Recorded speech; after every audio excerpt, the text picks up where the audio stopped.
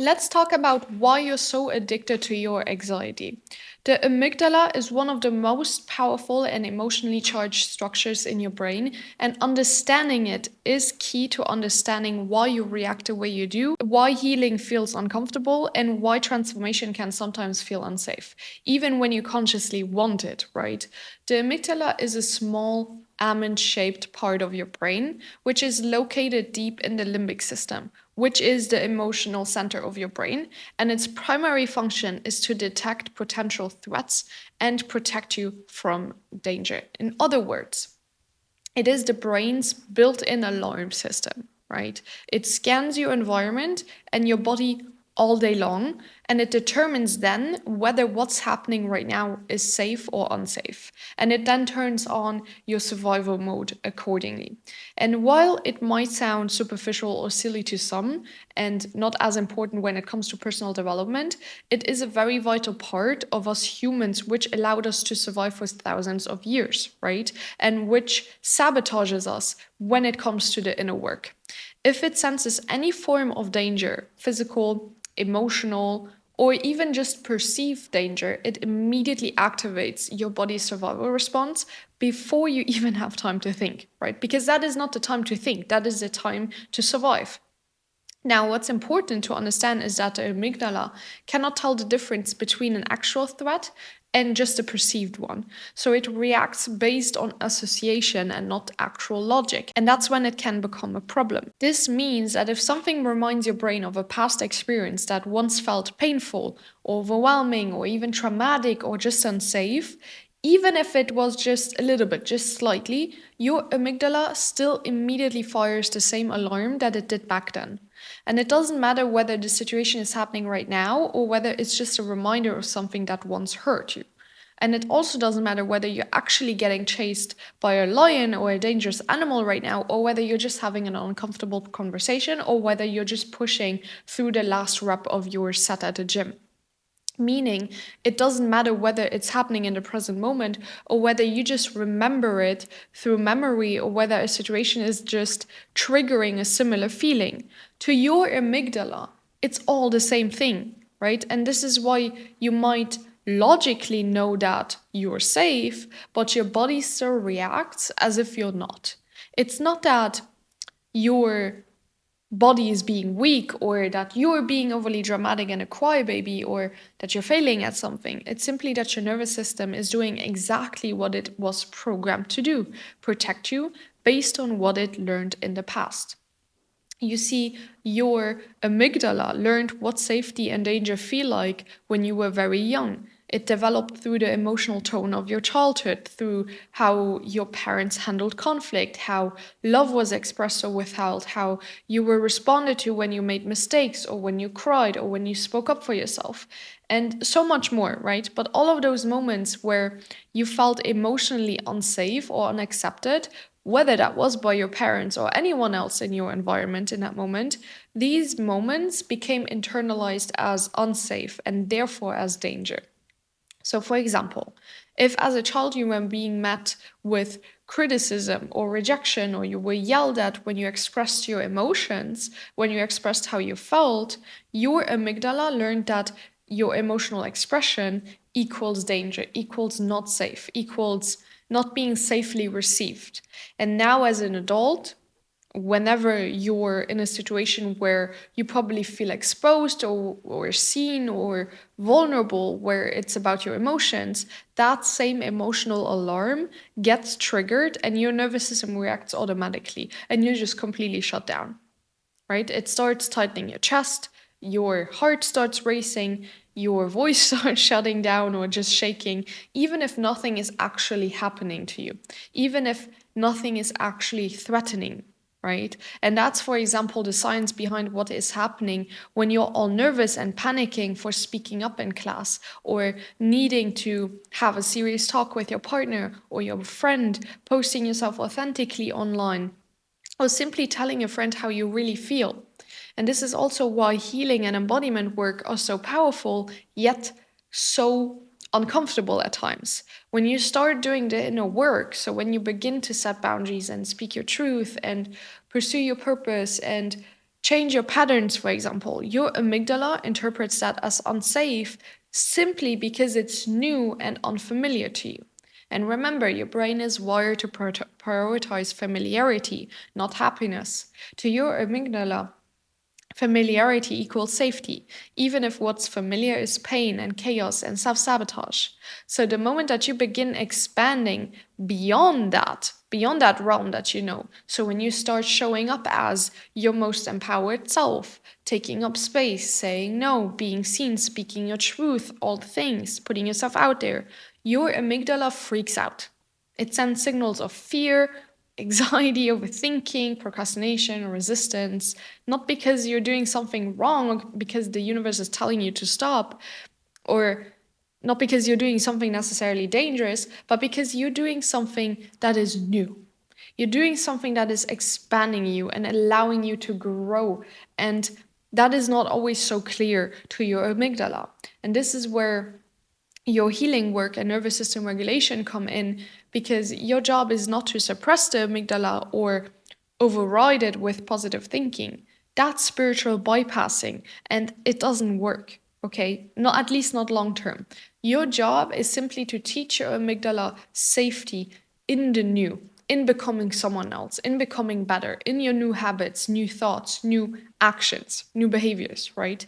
And you do that by regulating your nervous system, meaning by teaching your body through consistent and embodied experiences that expansion and change are not actually dangerous. For example, when you feel triggered, instead of collapsing into the reaction and completely spiraling, you first just take a deep and slow breath.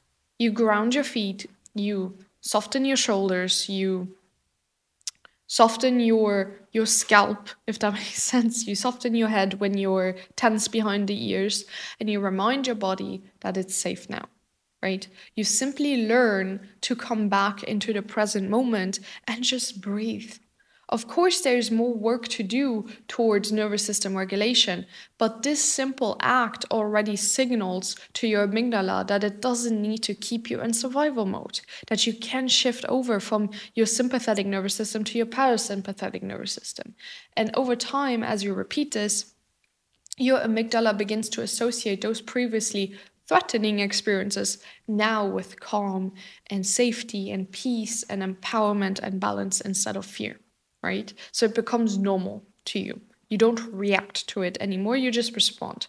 And when you're dysregulated, when you're anxious and overwhelmed or shut down, your prefrontal cortex, so the logical and conscious part of your brain, it goes offline, right? It just shuts down. And that's why in moments of stress, you cannot think clearly. Your brain is foggy, you cannot communicate well, or you cannot even make rational decisions at all. You're led by your emotions, you're in shutdown.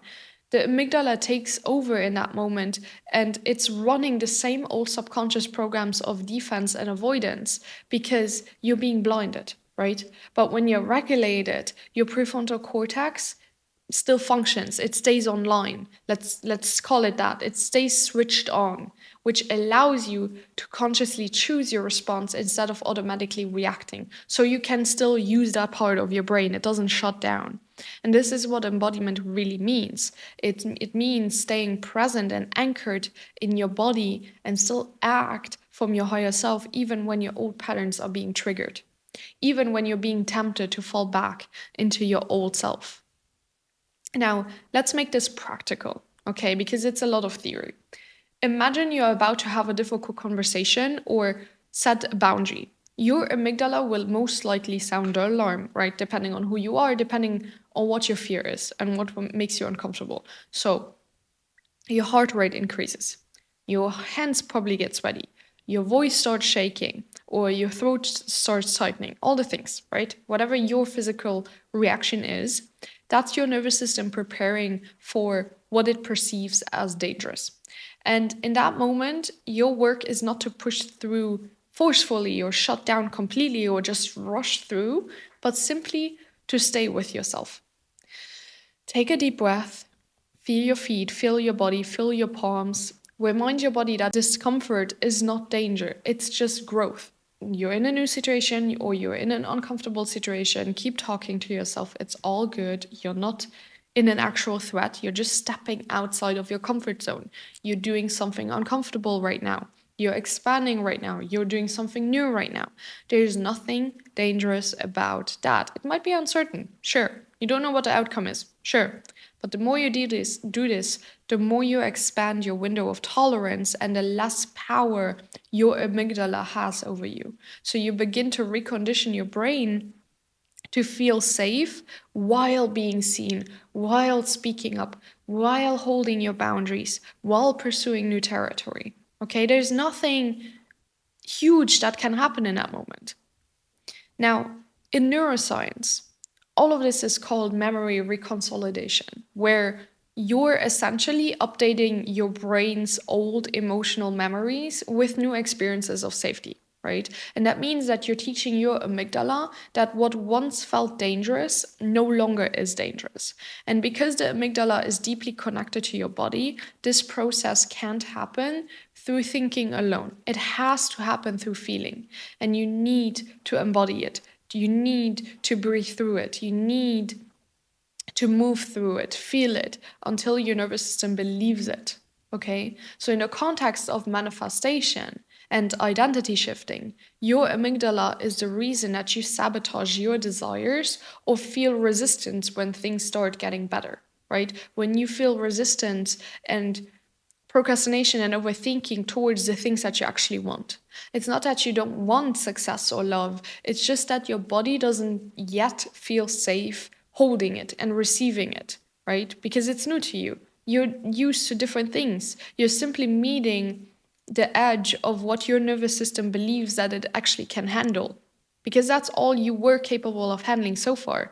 And this is why regulation and embodiment are at the core of my personal teachings, especially inside my Coming Home to Yourself membership, which, if you're not inside yet, get inside now, links down in the bio. Because you cannot manifest a new life if your body still identifies safety with the old one. When you learn to regulate your amygdala and when you show your nervous system that expansion is safe, you become unstoppable. You stop self sabotaging when you're triggered. You stop abandoning yourself for comfort. You stop letting your emotions dictate your worth. And instead, you hold yourself through them. You become emotionally resilient and grounded and embodied.